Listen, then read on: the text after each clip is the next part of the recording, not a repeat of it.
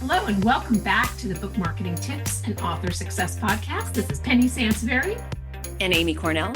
And we are on a roll with our discoverability shows and specifically our Amazon shows. And we want to thank you all so much for listening. If you are new, welcome. We're so glad that you're here. If you have not saved the show in your Spotify app or your iTunes app or wherever you're listening to the podcast, please do so that you're notified every time that we put out a new show. And if the show is helpful, please share it with somebody who you think could really use the advice and learn from the show.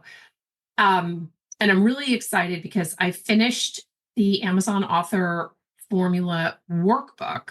Very excited about the workbook. I've never done a workbook, so I'm really excited. It's going to the interior person. I mean, by the time this show hits, it'll probably be a week away from going to the interior person to get designed and working on the cover now. In fact, Amy, I just sent you the mock-up of the cover, which is going to look similar to the existing book. But yeah, it's a workbook, basically just takes you through. So it's a companion book to the Amazon Author Formula, and it takes you through everything that the book talks about step by step with worksheets. We're going to have stuff online for you to access. It's going to be a really, really robust book, so I'm very excited about it. And Amazon, being the topic of this particular show, is always, I know that it always confounds authors just in terms of visibility, right? Discoverability. And it's a common thing for an author to come to us. In fact, we're working with an author right now. One of the first things that he said to me when I got on the phone with him, he's like, my book does not show up in Amazon searches. And it's not an unfair thing for an author to expect their book to show up. Like if you have a mystery book or if you have a self-help, that if you've chosen the right keywords, you've popped them in, you've done your due diligence. And one of the things that we know, Amy, is that it's so much more complex than that, right? Oh, yeah, it definitely is. But I do understand. And it's interesting, Penny. You're right, it has been coming up.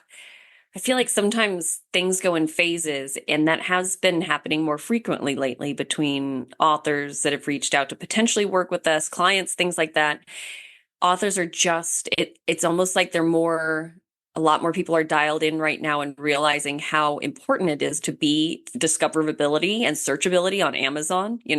They don't want their book to just be out there in the ether, but they are confused as to why, even when they do really specific searches, their book doesn't come up. But it's a bit more complex than simply having the right keywords, unfortunately. But, that's why we're here. And the problem, and something that you and I have both discovered, is that Amazon, for all of its, all of its the technology that must be involved and in creating the Amazon website, for all of its sophistication, it's very easily confused, which is always so surprising to me. In fact, one of the things that I have talked about, and you and I have discussed this before, and I've talked about this when I do events, is that so let's say, your book is just published, it's up on Amazon or it's up for pre-order, whatever, and you're so excited and you message all your friends and family, you're like, look, my book is up there. And your Aunt Ethel clicks on the link. So she's so proud of you. Auntie Ethel is so proud of you. She clicks on the link, but the only books that she ever buys is quilting books, hypothetically, right? Could be cooking books, whatever. And your book is a murder mystery thriller, right? So now, sweet little Aunt Ethel has confused the Amazon system because all she ever buys are quilting books. Because Amazon, I mean, you're putting in these keywords like, we get it, and we're going to break this down for you in just a second. So you're putting in these keywords, but Amazon, I mean, it's not that they don't always trust what you put in there, but sometimes Amazon will, like, if you're start getting random searches from people like your sweet Aunt Ethel, Amazon's going to kind of take a beat and go, well, maybe this book is really quilting and the author, you know what I mean? So, and Hmm. then all of a sudden, now the also bots are kind of sort of going away. Um, I've heard rumors that Amazon's going to be getting rid of those to replace them with the sponsored post, the ribbon that's at the bottom of the book. But some books are still showing the also bots. And then what ends up happening is that all of your also bots show on Ethel's quilting books because that's what she Hmm. shops for. Because now Amazon thinks that's what your book is about. So it's a really weird, it's kind of a weird thing. And it's unfortunate. I mean, when we were in the green room, Amy, you talked about how unfortunate it was. Like you have all these friends and you want to send them links and maybe there's Yeah. something they can do. Yeah, because it's true. I mean, we obviously we've talked about it before. You do want to utilize your network as much as possible, but you have to be strategic about it. So yes, you want to tap into your friends and family and things like that, but when it comes to, and I would say even more importantly, when your book is getting established, once you're up there in hundreds of reviews and your sales are consistent, whatever, everybody buy my book. But at the beginning, it is important to share strategically with friends and family, people that are fans of that genre that you write in or the topic. Have they read and purchased books in your topic or genre before? Because that makes sense. And there's nothing wrong with encouraging them to share the book specifically with other like-minded individuals or genre fans as well. But to your point, Penny, you don't want necessarily everybody across the board to go out and buy the book, even though, that sounds amazing. But when we're talking about the potential for, if you're lucky, maybe a couple dozen sales, because Penny, we were also talking about that. Family and friends mean well, but the reality of the percentage of them that will actually follow through, sadly, is not as high as most people think it will be. Yeah. So, for what those couple dozen sales might get you in sales, what it can do to confuse your algorithm is really not worth it. Certainly not in the early life of your book, you know? Right. Right. Exactly. I completely agree with that. And one of the things that so in our work with authors, we do a lot of pre-order campaigns. And the pre-order campaigns, they're really fun. Like we get out early, we start pitching influencers, we do all the early stuff that we always love to encourage authors to do. But we also run Amazon ads. And one of the things that I tell authors is that unless you have a super robust following, don't expect to sell a lot of books during your pre-order time. And when we're doing Amazon ads, Hmm. the reason that I love running them during pre-order is essentially what we're doing is we're paving these highways to your book. We're directing Amazon and we're telling Amazon where your book should be based on the keywords and the categories and the other books that I've chosen, um, and putting together those ads, right? So this is Right. really helping to teach the Amazon system where this book goes. And I'm far less concerned on whether or not the author is selling books during the pre-order. I mean, obviously, we don't want the ads to lose money, like all the things we talk about with Amazon ads. But more importantly, we really want to use the Amazon ad system to pave the right highways to your book so that your visibility, your searchability, and all of the things kind of fall in line. Yes, So, absolutely. yeah, so that's the first piece of this. Yeah. Amazon ads. The other thing, and some of these are going to be tips, and some of these are just going to be like, let's get in the right mindset so you don't feel so down about your book's discoverability, Right. especially if you are a new author, especially if it's a brand new book. Penny and I were talking about how we had a client recently and their book quite literally went up on a Monday and they were concerned on like a Wednesday that the book wasn't showing up for all the things yet. And it's like, well, that's expecting a lot. Like that that really doesn't happen. And part of the reason is just because of the sheer number of books on Amazon. And I know y'all listening know that this is competitive, otherwise you probably wouldn't be tuning in and listening to our episodes and getting tips and recommendations and things like that. But I mean, the most recent stat that we found, Penny, was what was it, over 11,000 books a day Yeah. Yeah. or something like that. it's astronomical. So and if anything, this is motivating to do all the right things, follow the tips that we're going to give you in this show, but then also along with the the marketing, the traffic, all that kind of stuff that we always talk about.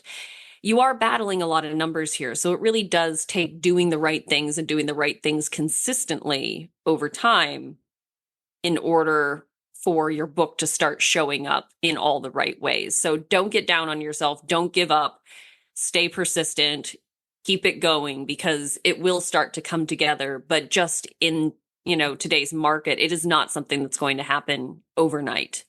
Yeah. Yeah, exactly. No, that's absolutely true. And I think that the other piece, and you and I talk a lot about this. I mean, you do our, the majority of our optimizations. I write about it and we talk about it in classes, but keywords are so not just picking the right keywords, but remembering that keyword strings are going to be your best friend when it comes to any kind of visibility, whether it's Google. And I know we're going to do a show on website visibility in a couple weeks, or maybe it's the next show. I'm not really sure, but definitely look out for that one. So we talk about long tail keywords, right? Keyword strings will increase your chances that somebody is going to find, that a reader is going to find your book. So plugging in mystery or thriller or romance or whatever is just going to get you lost in this, thousands and thousands and hundreds of thousands of books that are vying for the same single keyword. Instead, looking for keyword strings that really better speak to your audience. And we've done a lot of shows on Amazon. So if you are new to the show, or if you missed that episode, definitely go back and take a look at those keyword strings. But when I talk about keyword strings, like things that I'm talking about are how to, tips for buying your first home could be a keyword string as opposed to real estate book, right? You know what I mean? Or home buyer guide, what? Home buyer guide. Buy. Yes. Right, exactly. Small town Christmas romance as opposed to romance. Those, and Google did a study a number of years ago. And I say a number of years, it could have been 3 years, it could have been 5 years. I know they update these studies all the time. Everything on the internet always seems like dog years, right? Like 1 year is like 7 years. But they found that the more keywords that a consumer types into a search bar, the more likely they are to buy. And this is why creepy, weird stuff, like when you go into Google and you type in, I don't know, 2025 hybrid, whatever the make and model is, right? Car, then all of a sudden these ads start showing up everywhere. And that's because the Google systems know that the more keywords that you type into a search bar, you are like 90% ready to buy, right? Right. Within the next 30 to 90 days. Amazon operates very much the same way. And that has also been your experience with, and sometimes these keyword strings like that you find, I know you and I have talked about it, you're like, oh my gosh, it's a head slapper because they're so obvious and so helpful and people aren't using them. I know it. Yeah, it's very true. And that's a very good point, and an excellent lens and filter to be using when you're researching your keywords. You really want to, it's quality over quantity.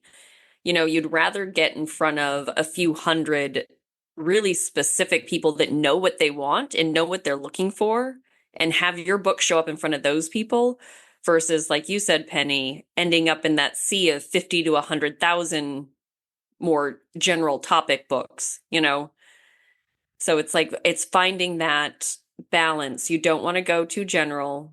I mean, you don't want to get too specific because, something super unique to you that nobody knows to search for is not going to help you either.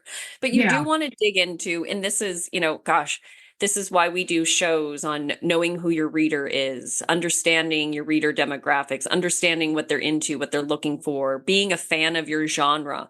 All of those will help you understand what types of keywords you should probably be using, because those are the kind of searches that really serious readers that are looking to buy books are putting into Amazon to find recommendations. Right. Right. Exactly. Exactly. And I Um, think, Go oh, ahead. go ahead. No, no, no. No, I was going to say another important factor while we're on the keywords and everybody, that's kind of hopefully buzzing through your brain, like, okay, yes, this is starting to click and make sense now.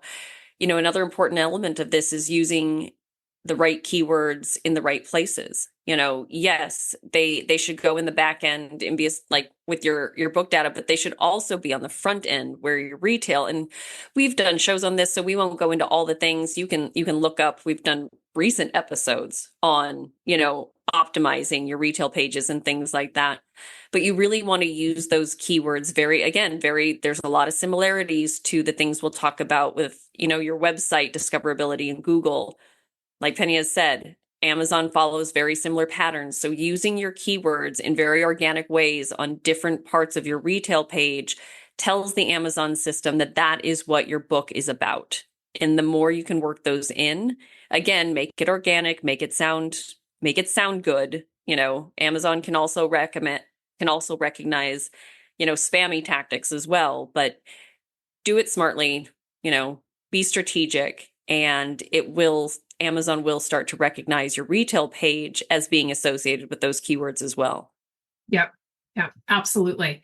And some of the things that we've talked about and that we've taught our authors is when you use the Author Central page, you can incorporate keywords into like more about the author or 5 things about me that you didn't know, or author interviews. There's a lot of really fun ways that you can incorporate keywords onto your Amazon book page.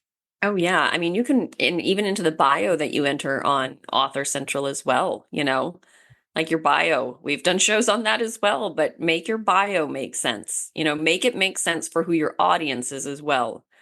Again, Amazon, you brought it up a lot in our most recent episode. Amazon wants to sell things. Penny, you said that a couple of times in the last episode we recorded, and it's so true. Amazon wants to sell things. So make it easy for Amazon to be able to say, yep, this is a product that's ready to sell and that people are going to respond well to. Like, that's what you have to be thinking about. Yeah.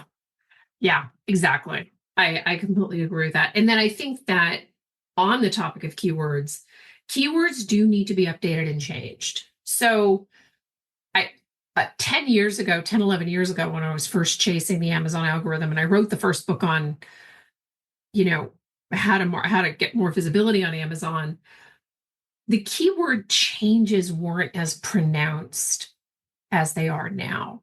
Mm-hmm.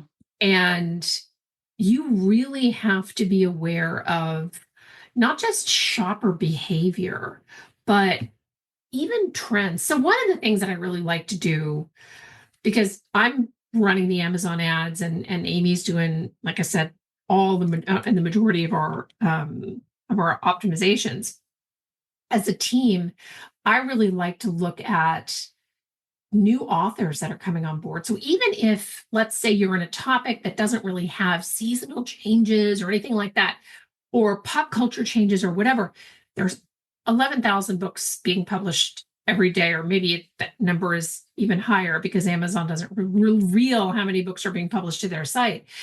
You could be plucking in, author names for particular and book titles for your Amazon ads. You're not allowed to use them for your keywords, for the keywords that you put into KDP or whoever you're working with, but you're definitely allowed to use them for your Amazon ads. So your keywords, both on the back end of Amazon and for your Amazon ads, should be refreshed, changed up. Don't let them be static and just sit there and get old and whatever. And the majority of us do have seasonal tie-ins to our books. Now, as I said, not everybody does. I certainly don't with book marketing. Like, oh, happy Valentine's Day. Today's Love Your Book Day. Like, I'm not really sure that would go over well. Right. But a lot of us absolutely do have seasonal things that we can tie into, or even upcoming calendar events. And as we're recording this, like Valentine's Day is a month away or so there's a lot that you can do to keep your keywords relevant and updated. And it doesn't, as long as you are, showing up in, you're showing up in search, even if you're not necessarily on the first page, which not every author will be. That's always the goal, but that doesn't always happen. There's really no issue in changing your keywords periodically and, keeping those up to date. The issue that I think some authors have is that they panic when they're not showing up under like mystery thriller or they just Mm-hmm. have thriller as the keyword. They panic and they go in and every few days they're changing the keywords on their book. And that starts to get a little dicey. Like if Amazon didn't recognize your book previously, changing the keywords every other day is not really going to help to facilitate the visibility for your book. But once your book is starting to gain some traction and showing up, put it on your list. Absolutely. Yep. Keep updating those keywords. Right. And I think for our nonfiction authors listening, to your point, Penny, you've got opportunities here as well. If you're staying up to date on what's going on in your industry and your topic, things also change. New trends evolve, different hot button issues pop up. And Yeah. like Penny said, you don't want to be changing your keywords every time a new headline hits by any means. But as things evolve in your industry and the focus shifts on different aspects of it, those are opportunities to change up your keywords a little bit.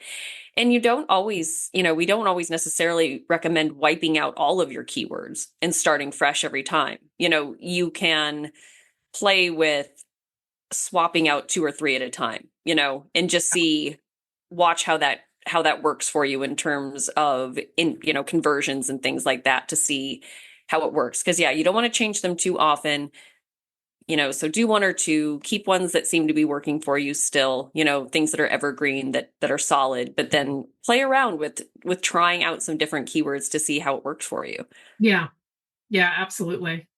And I think another one that, and again, like I said, some of these are going to be more, perspective, but another thing you have to remember is that how your book is selling is also going to determine to some degree if Amazon is going to recommend your book to people that are searching, So there is something to be said for if you are brand new at this, or if it's your first book, or if you really haven't been promoting your book consistently, and so you haven't been selling a lot of titles, it is less likely that your book is certainly going to show up on page 1, but you will need to earn that spot, because again, Amazon wants to sell books. It wants to go with sure things, so if your book based on sales specifically is kind of lost out there in the sea for a while until you start generating traffic, generating conversions, and we're not talking, you don't have to quit your job kind of sales. We're not talking those kind of sales in order to start seeing better results, but your book does need to start selling more consistently, even if it's not a ton of sales a month, but I think the consistency makes a big difference, Yeah. So if you're discouraged that your book isn't showing up in searches, but you haven't sold a lot of books yet, like you need to have some perspective there and realize you're still getting your name out there, you're still getting your book out there, and this does take some time. So before you get super stressed and worried about discoverability and searchability, keep in mind also that your book does need to start gaining some traction before you can expect all these other things that you're doing for your searchability to start coming through for you. Right. Yeah, absolutely. Um, Now in terms of sales rank, sales rank is kind of, I mean, Amy, do you want to comment on this too? Because sales rank is it's such a funny thing. We know that the top 1%, so if your sales rank is 27,000 or less, you're considered the top 1% of Amazon. But sales rank can be kind of a slippery slope. I mean, would you agree? Mhm. Yeah, I mean, it really depends on how competitive your categories are and things like that as well. I mean, we love when an author's book is doing well. We actually had a win internally. One of our team members sent us, we had an author hitting the single digits for one of their categories, which we always love. Like we always do a little internal celebration, with the team whenever we see that, because that is such an amazing feat. But yeah, it does, it's interesting. We obviously don't know exactly what Amazon thinks about this, but I would like to think that Amazon is paying attention, even if it's an obscure category. The fact that clearly it's selling in that category, I hope that Amazon is paying attention to those kind of things. And there is a reason why you should be strategic about your category selections. You know, you want that, we want to assume that that ranking, does something for you, right, Penny? Even though we don't know all the secrets. Right. I mean, well, what we know is, and you and I have, we do this internally for our authors, and I've written about this, is that the more narrow your category, the easier it is going to be to rise up to the top, right? Mhm. And to get get that coveted bestseller flag. And it is always recommended to find categories that are both appropriate to your topic, but also that don't have, hundreds of thousands of books jammed in there, because those are going to be harder to compete with. Yeah, for sure. And that's really where you're seeing, because like, for example, for the Amazon author formula, and this is not me trying to brag, although I know it sounds like a brag, but the Amazon author formula had the bestseller flag for like 3 months because I was sitting in a category that had only 7 other books in it. Every once in a while, when you're doing your optimization, you can find these gems of a category. I mean, there aren't a lot of categories that have so few books in them anymore, really. Mhm. But the other thing about categories, and as it relates to sales rank, is that there are new categories that pop up all the time. And Amy, you mentioned that to me too, where you're like, where did this category come from? And then because Amazon keeps, sometimes they'll remove categories and sometimes they'll add them. So Mhm. while the sales rank is something that I know authors like, oh, I want to be the number one overall, being the number one in some of these more narrow categories spikes Amazon. It sends Mhm. a little message through their algorithm and it says this book is selling, Yep. and it helps you to show up better in searches and visibility. Right. And, Amazon wouldn't make it a category if they didn't think there was a reason and a place and a function for it. You know what I mean? Because again, Amazon wants to sell stuff. So even though sometimes the categories seem obscure, for whatever reason, they think it needs to be there. So you are at minimum going to be shown to whatever their shopper demographic is that they feel they needed that category to exist for, if that makes sense. Right. So absolutely aiming for strategic choices about your categories, getting as narrow as possible while still making sure it makes sense for your book, can really help you in terms of getting your book shown to, even if it's a smaller market segment, at least it's a targeted one. That's one of those quality over quantity things sometimes where that you have to go after. Right, exactly. And then the other thing is the number of quality reviews. And I really, really wish that Amazon would I mean, if anybody from Amazon is listening, no, this is my plea. Please get rid of the non-review ranking thing where where somebody can just come up there and rate a book, and the reviews are so much more impactful. But having reviews on your book, the thing about it is too, is that it's much harder to resurrect a book that has been sitting on Amazon for 3 months with not a single review, right? Yep. Those are always red flags. And that if the only thing on this list that applies to your particular situation is your lack of reviews, then that's something you really need to get skippy about, because not only is it psychology of people like what other people like, right? So having reviews, and hopefully lots of reviews on your book, is a great thing. But it also, does signal the Amazon system as to the relevancy of your book in the marketplace. Mm-hmm. You know, Absolutely. I So, agree. so books that, that we see that are, I mean, I talked to an author and I felt so bad. This is before the break. This may have been in October actually. And this author the book had been out for a year and not a single review. And I'm like, and the guy was really funny, but I just wanted to ask him, I'm like, dude, what do you even do with your life? Like, what is happening? Why do you not have reviews?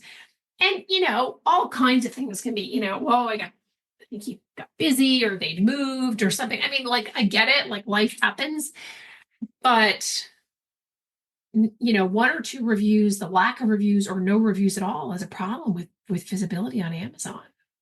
Yes, 100%. I agree with you, Penny. It is so much easier to come up with a plan of action for an older title that has positive reviews versus an even newer title, but that is not a new release that has no reviews yet. You know what I mean? Yeah. Like, to your example, if the book's been out for a few months and it still has no reviews, it's like, what's going on here? Versus a book that's been out a year but has a couple dozen decent reviews. It's like, okay, clearly people like this book. Like, even me looking at comparing these books side by side, doing what we do, it is a lot easier to come up with creative ways to revive that book that has those reviews than it is to revive a book that has no, user feedback whatsoever yet. Like, Right. that's a really tough road. It's not impossible, but again, you need to keep expectations in check. And as Penny said, reviews should be your focus. Absolutely.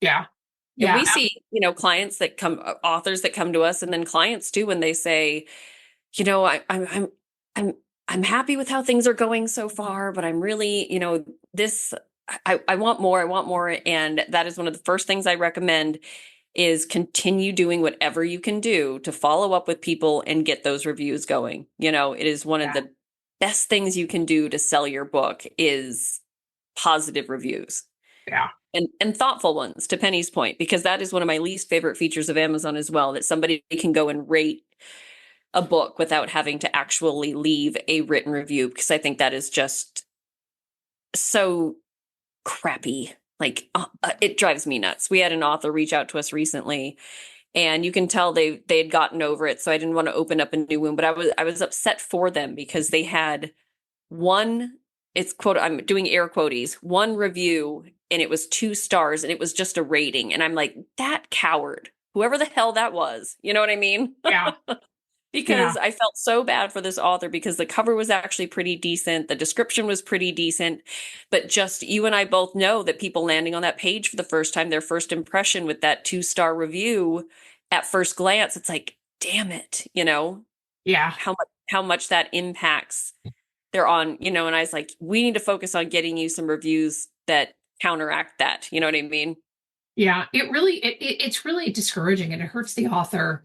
Um, Hmm. it hurts the author in ways that it sometimes is hard to recover from Yeah, um, absolutely. as well. So yeah, And I really want them to get, if Amazon is asking for my opinion, that's my opinion. I want them to right, I agree. do And that. since we're on the topic of reviews, this is perfect for our next bullet, keeping your book page current. We've done shows on this with all the different ways you can keep your page current, things to focus on, all that kind of stuff. But it really is important. And again, this is another way that Amazon very much mimics, the Google machine. So keeping the page current, one of the best ways to do that is ongoing reviews. You know what I mean? I think some authors get comfortable with their number of reviews that they have. They're like, okay, I can slow this down a little bit. But if you're still actively promoting and investing in your promotion, but your last review was a year ago, that's a problem too. Yeah. So even if you're just getting 1 or 2 reviews a month or every other month, believe it or not, that does make a huge difference, because it tells Amazon that people are still interested in your book, not they were interested a year ago when all those reviews posted, if that makes sense, you Yeah. know? Yeah. Yeah. And updates to the page. I mean, gosh, again, we don't need to completely redo one of the many shows that we've done on how to update your retail page, but Penny, don't you agree that it makes such a big difference to read through your retail page? And it's amazing how much you can find that you would potentially want to tweak just by putting a critical eye on it. Yeah. And I got another tip for you. read it out loud. It's so Mhm. scary when you read, oh my gosh. It's so scary when you read out when when you read out loud and you're like, oh my gosh, I can't believe I've done that with my own retail page, and it's a great tool to help you find where the problems are. But you're right. Mhm. Go to that page, check it. Make sure that if you're talking like, oh, I have a new release coming out, because sometimes authors will update it with like other book titles that they have coming out. I have a new release coming out. Make sure that it doesn't still say that if the book has already been out for 6 months. That's Right. Yes, and update your author bio. I mean, in theory, things should be evolving for you and your brand as well. If you've been out there for a while, definitely. And this is something that I know everybody gets busy, but even with our own clients, I'm a pest about. If you get a great blurb or a review, or if you have submitted your book for awards, side tip, do that, but as soon as that award comes in, make sure you're updating your retail page. It shocks me how long sometimes authors will wait to do stuff like that. It's like, oh my yeah. gosh, I would be dropping everything to go update my retail page as soon as I had any accolade to share. That would be the first place I would go. Yeah, I agree with that totally. Yeah, you definitely want to make sure that your retail page is updated. Um, and we hope that this episode has been helpful. We love you listeners. We just got another review. Amy, go check the page. We love hearing from you. So follow our show, because I think you can't really review a show unless you follow it. So follow our show on Spotify or iTunes, leave a review, or email us and let us know what you think of the show. And we continue on our discoverability. We are going to be talking about optimizing or getting visibility for your website if you have an author website and it's not showing up for your keywords. We're going to be talking about that in a few weeks. So tune in on that. This is Penny Sansevieri and Amy Cornell, and we look forward to seeing you next time. Thanks.